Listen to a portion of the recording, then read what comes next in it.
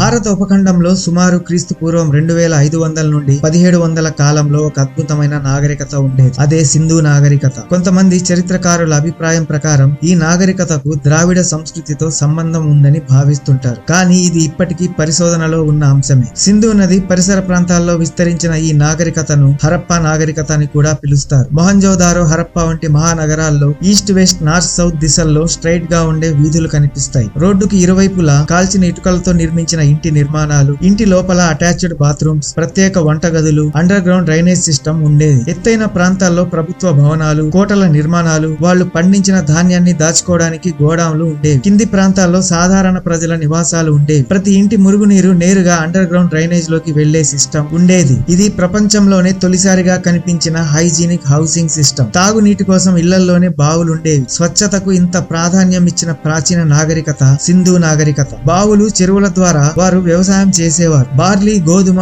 పత్తి, నువ్వులు, ఆవాలు పండించేవారు. ప్రపంచంలో తొలిసారిగా పత్తి సాగు చేసింది వీరే. కానీ వారు మాట్లాడిన భాష ఏది, వారు రాసిన లిపి ఏంటి అనే దానిపై ఈ రోజు వరకు పూర్తిగా స్పష్టత లేదు.